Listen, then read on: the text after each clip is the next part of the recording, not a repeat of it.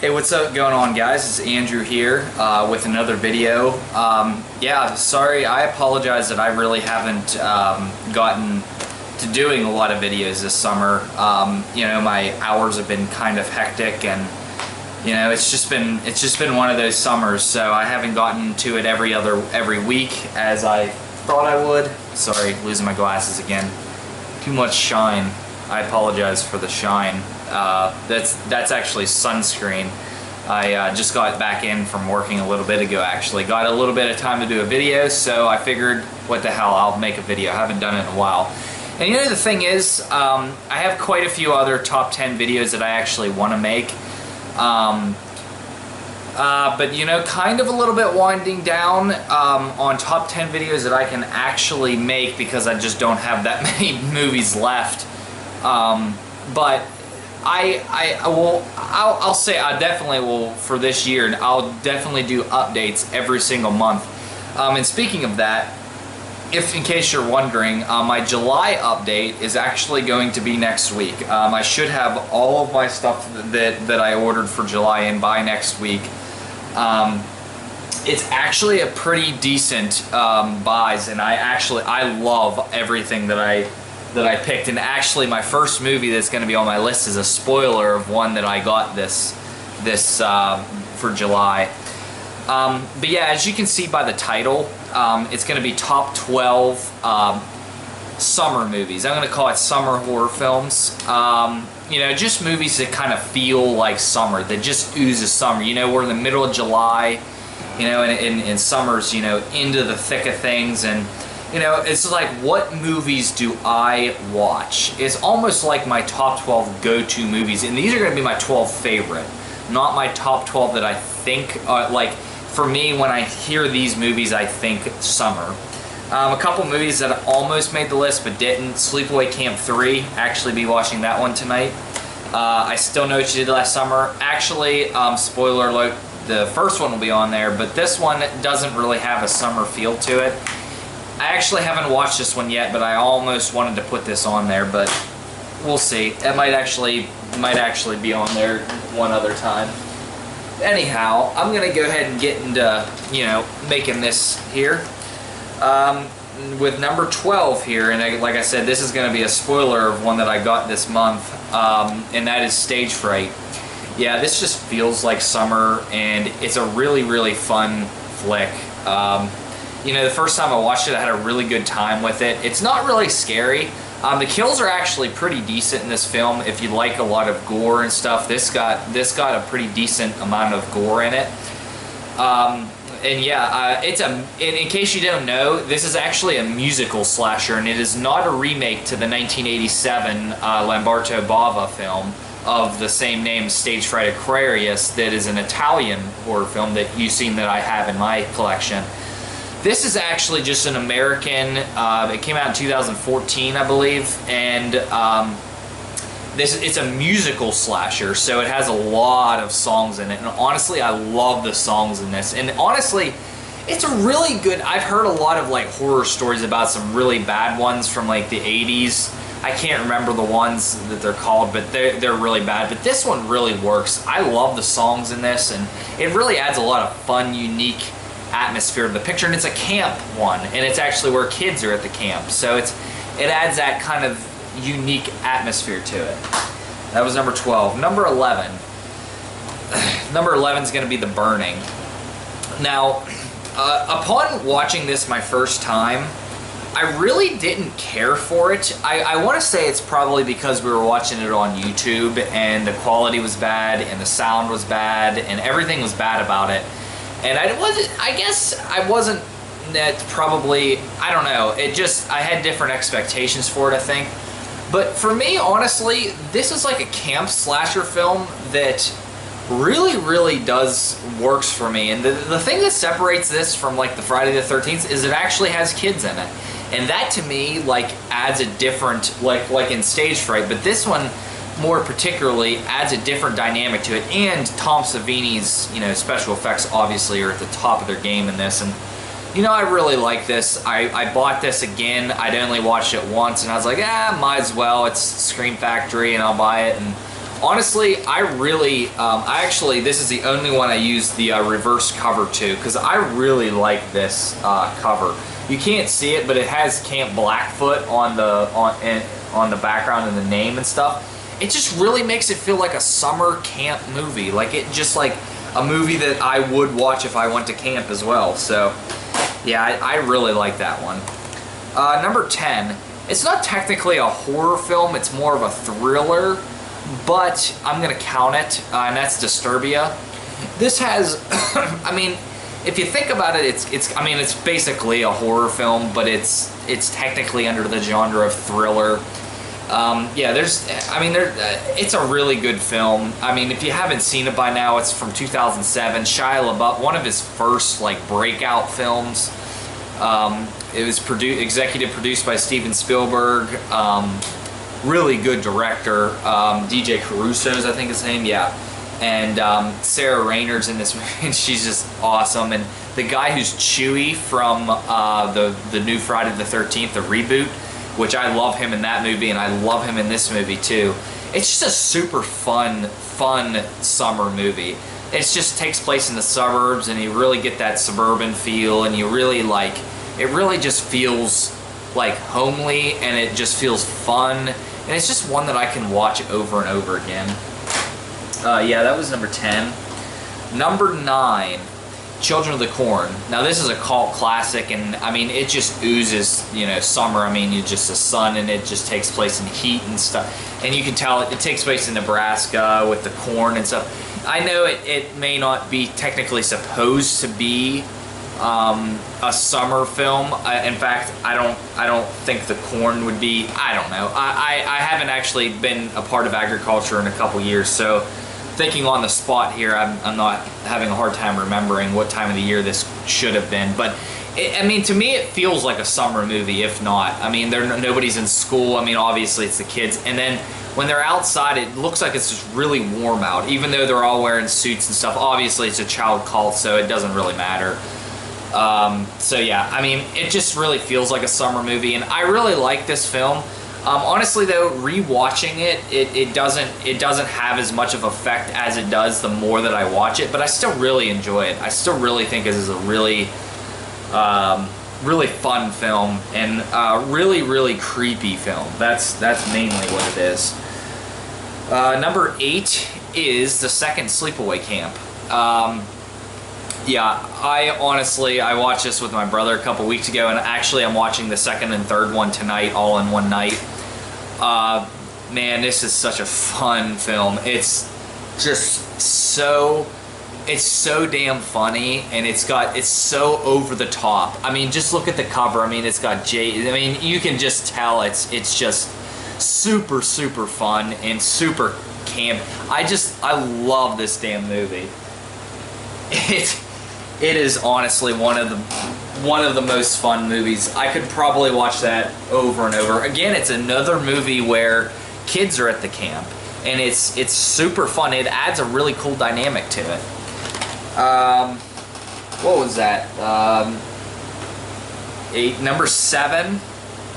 Yeah, number 7 is going to be Deadly Blessing. Now this definitely feels like July, August to me. And again, that's why I'll probably be watching it again soon. I'm hoping to upgrade this soon to Blu-ray. If you've seen my on sale, this one's on sale, but it's whatever. But I mean, honestly, I really like this. It's kind of like Amish cult type thing in Pennsylvania. You know, I live in Pennsylvania. It has a, you know, kind of that feel to it. I really enjoy this film. I don't know what it is. It's actually my only Wes Craven movie made the list. It's the only one that really I think Wes made that just feels like summer. But yeah, I mean Sharon Stone's in this, and I mean I think I've talked about this quite a bit before, but I love this film to death, and it's just a really creepy film. I don't think I would really like it if it wasn't a Wes Craven film, honestly, so it's kind of a bias. Number 6 is going to be The Messengers. Now, it's kind of funny that I go from like some of these like really classics, like, you know, Children of the Corn, to then down to The Messengers. But I've told you guys this before, and obviously this is my personal list, so it's kind of like, you know, it's my own personal, you know, the kind of list about that. The Messengers for me is a movie that I watched, I think, what is this, 2006 or 7? 2007. It's another one from 2007. It's, again, one that I watched when I was 15, 16, probably 6 times. It was back when we had like pay-per-view and stuff like that, and we'd get like Showtime, and it would be on, I am not shitting you, it was on every single day over the summer. And I watched this practically every day. And it just kind of like has that nostalgic kind of feeling, even though it's not that old of a movie. It just does bring back cool feelings. It's not that good of a film, and it's basically just a jump scare fest. But you know what? It's got some really enjoyable characters, and I really like its premise, and it just feels like a good summer film. Like if it's like really hot out like it is today, and it's going to be tomorrow, this is a perfect film to throw on, and it's like, oh yeah, just kind of enjoy that one. I might get killed for this next one being number 5 on my list, but the ultimate summer horror film is number 5, and that is Jaws. I will no doubt admit that this is the best made film on the list. This is by far the best film on this list. It's just my 5th favorite. I honestly, like, if I can explain, like, I didn't actually grow up watching Jaws. Like, I remember watching it like a couple times, but like I don't remember watching like the beginning stuff. Like I remember watching like the, you know, the very first scene, and then I remember like the last couple scenes, like where they're, you know, they're chasing the Jaws, and then he shoots it and it blows up. That stuff I do remember, and that was always really cool. But I don't ever remember like the Amity Island stuff and all of that other stuff. I mean, it was, honestly though, I just watched it. I mean, I'm not shitting you. I watched it 3 days ago, and I mean, I understand why everybody loves it. And honestly, it probably would go down, I mean, further down on my list if it was, you know, if I watch it, the more that I watch it, you know. I probably will watch this one more time this summer. But yeah, I mean, I can't say much more about it. I mean, it's damn near perfect film. I mean, direction, I mean, acting. The USS Indianapolis scene is like, that was like chilling. Like, I don't know what, that was just incredible. Number 4 on my list is another one that I've grown up watching since it came out. I've watched it quite a few times. This is one of the first movies when I got into horror that I started watching, and that's The Last Exorcism. I actually put off watching this movie for quite some time, and then when I watched it, I really enjoyed it. It's, you know, it's kind of stayed right around in my, I would say, my personal top 20 horror films. You know, I just enjoy the characters, and I like the story, and I like how subtle they are with this story. You know, and taking place in Louisiana and stuff like that, you know, you kind of get that cultural feel, and again, it feels like it took place in the summer. I'm not sure if it's supposed to. You don't really ever, I don't think you ever really get a specific date when these take place. But it's a really subtle movie. Like, the whole time, it's a question of, is she sick or is she possessed? This type thing going on. Obviously, you know, it's, you know what it is in the end because it already tells you in the, you know, the title. But, you know, it's one of those where it really feels like a summer film. Honestly, it's enjoyable to watch because the characters are so good. The Reverend Cotton Marcus, man, that guy is such an interesting character too. Like, the first 5 minutes, I'm laughing so hard because it's just, you know, he just is so, like, over the top, and just so, I don't want to say over the top, but he's just so, like, I grew up in evangelical culture, so like he's just spot on with this. Like, all of his criticisms and everything that's like wrong with it, you know, they're practically, you know, you can practically say what you want, preach what you want. That's so true, and this really highlights it, you know, and it's, you know, it's just one of those ones where I just personally have always enjoyed it. Number 3, there's 2 found footage movies in a row, and I apologize for this. This is technically an October movie. It supposedly takes place in like late September, early October.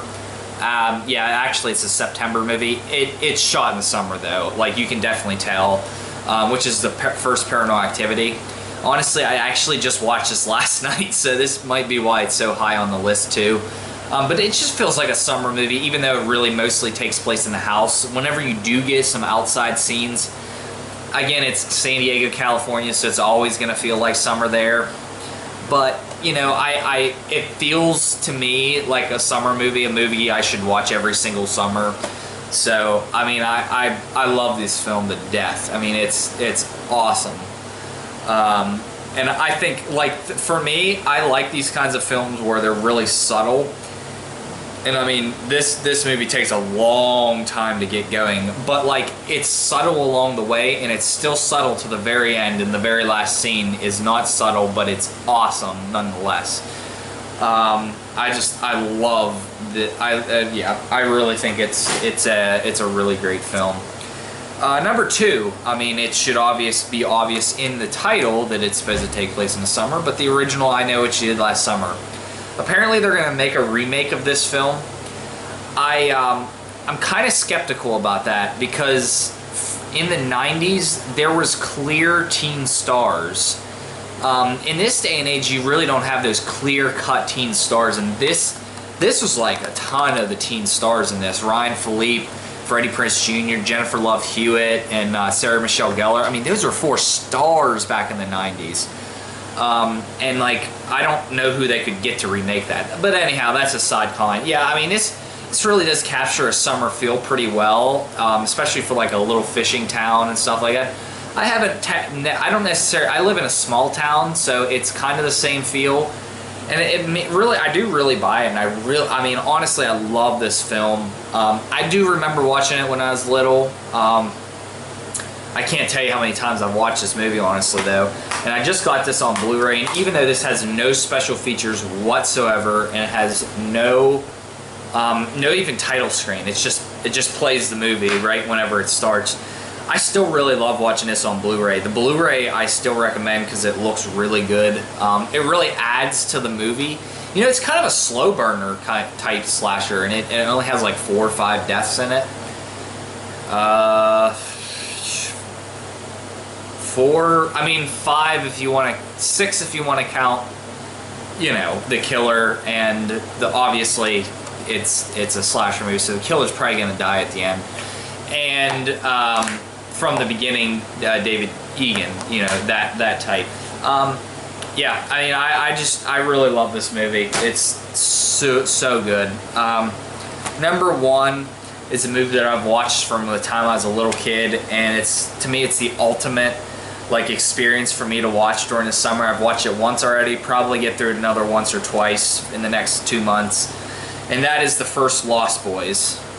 Yeah, I mean, Joel Schumacher directed this, and he does a phenomenal job with it. It's really fun, really good time with it. Got a lot of 80s music, and it just feels and oozes 80s. You know, and it's a super good film. You know, is it Donald Sutherland? Kiefer Sutherland that's in this, and then yeah, Corey Haim and Corey Feldman do a phenomenal job in this as well, and then the brother character as well. I can't remember his name right now. I'm gonna say it's Jamie Gertz because that's the second name on the list. But yeah, I mean, there's not much more I can say about this. If you're a horror fan, you've probably watched this before. Actually, I've been meaning to get to watching some of the sequels recently. I've only watched the sequels once, and I actually haven't watched them since I bought this. So, you know, I probably will start getting to watch the sequels too. First time I watched the sequel was, it was okay, and then the third one was kind of fun in a fan film kind of way. But yeah, that was my top 12 summer movies. So hopefully you enjoyed this. Let me know what you think. As always, feel free to subscribe. Feel free to, you know, post comments down below. Thank you guys for watching. Thank you guys for, you know, always commenting. You know, always appreciate it. Like I said, next week, probably by Tuesday or Wednesday, you'll be seeing my July update, and then after that.